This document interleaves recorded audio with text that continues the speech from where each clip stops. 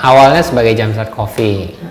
Sekarang kita lebih generalize ke Jumpstart karena kita udah ada branch, nggak cuma coffee tapi ada berbagai tipe mesin lainnya gitu. Nah, mulainya itu di 2016. Waktu itu saya masih kerja di company lain di Kuningan. Waktu itu kan Kuningan lagi macet-macetnya ya, lagi ada pembangunan. Jadi kalau ke kantor waktu itu tuh harus pagi-pagi, jam 7 pagi tuh udah di kantor. Pulang juga masih malam. Nah, waktu itu belum ada GoFood, belum ada apa-apa. Jadi kalau mau nyari ngopi susah gitu kan, ngantuk ya. Jadi saya mesti jalan 3 gedung jauhnya. Nah, jadi kepikiran aja gitu. Kalau ada mesin kopi yang bisa beli sendiri di kantor, kayaknya enak juga gitu kan. Kalau suruh kantor yang bayarin kan nggak mau kayaknya, kantornya cuma ada kopi instan, tapi kan taste-nya ya mungkin so-so. Jadi ya berawal dari situ. Akhirnya kita coba, ya saya resign, bertiga coba cari mesinnya, cari teknologinya. Kita mulai dari 2 mesin dulu, kita trial and test. Ternyata acceptance-nya lumayan, baru kita scale up dari situ. Jadi berawal dari masalah pribadi sebenarnya. Cuman yang agak lama itu memang untuk R&D-nya. Jadi kita coba karena kita selalu pengen taste-nya ini pun quality tetap kita jaga walaupun di mesin otomatis. Cukup lama, sampai hampir 6 bulan kita bolak-balik coba berbagai macam produk sampai akhirnya ketemu taste yang lumayan. Paralel juga kita kembangkan teknologinya. Jadi waktu itu digital payment, QR payment tuh baru mulai. Jadi kita integrasikan, kita hire timnya, kita trial dulu di satu tempat, dan waktu itu pas kita launching ya kita jagain benar-benar. Saya jaga di samping mesinnya, ngobrol dengan customer, feedbacknya seperti apa. Jadi kalau kita baru decide untuk nambah mesin lagi itu 2018. Dari 2 kita tambah jadi 45 waktu itu. Jadi kurang lebih 1,5 tahun kali ya, trial and error gitu. Kalau yang pertama banget saya masih inget dulu tuh kita cuma bisa pakai cash.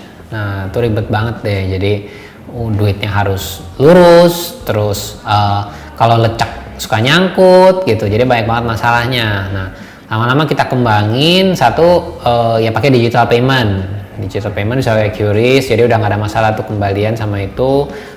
Ya tapi itu kan mungkin masih yang basic. Nah akhirnya kita kembangin lagi dengan kecerdasan buatan. Jadi awal-awal waktu itu kita untuk maintain mesin pakai Excel. Jadi kita cari tahu lah mesin mana harus divisit kapan gitu. Mungkin kalau 50 mesin is okay ya, tapi kalau udah sampai 1000-an mesin bingung juga gitu gimana caranya pakai Excel kan. Akhirnya kita buat kecerdasan buatan di softwarenya. Dia yang atur, mesin ini prediksi salesnya berapa, kapan harus divisit, sebelum habis dia sudah didatengin. Nah, itu salah satu fitur yang kita kembangkan, dan kita satu-satunya di Indonesia yang menggunakan kecerdasan buatan seperti itu. Selain itu juga kita touchless order, jadi ketika kemarin COVID kan ada consideration mengenai hygiene ya.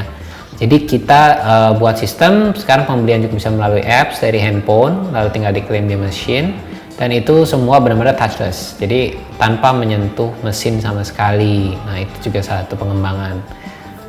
Dan kedepannya kita memang sudah branch out, malah sudah mulai sejak November tahun lalu. Kita nggak cuma coffee, tapi kita pengen pairing. Jadi kita pairing dengan mesin-mesin lain, contohnya yang multi-purpose. Dan kita melihat mesin ini tuh sebagai sebuah platform. Jadi kita welcome juga kan produk-produk dari brand lain yang pengen kolaborasi dengan brand kita. Jadi di mesin ini ya lebih banyak experience-nya, nggak cuman kalau misalnya ini kan mungkin pikiran orang beli air mineral, beli apa gitu kan bosen ya. Jadi ternyata nggak juga, ternyata mesin ini tuh bisa sebagai sebuah new retail gitu yang membuat exciting gitu. Nah, mungkin itu sih beberapa pengembangan yang kita udah lakukan dari awal. Dan kalau untuk software pengembangan ya memang kebanyakan kita in-house. Jadi memang ini kan juga masih karya Indonesia. Kita import kalau mesinnya, tapi software kita kembangkan internal juga. Tapi kita memang lagi pelajari juga gimana bisa membuat mesin ini tuh lokal gitu. Karena sebenarnya setelah kita pelajarin berapa tipe mesin tuh sebenarnya nggak susah gitu. Cuman karena mungkin market di sini baru berkembang gitu, karena vending machine di Indonesia kan masih dikit ya. Kalau dibandingkan mungkin di Jepang atau apa yang udah jutaan mesin, kita tuh masih ribuan. Padahal secara populasi, secara market size tuh lebih besar di sini gitu. Nah itu yang kita lagi pelajari, gimana benar-benar mesinnya pun kita develop di sini deh.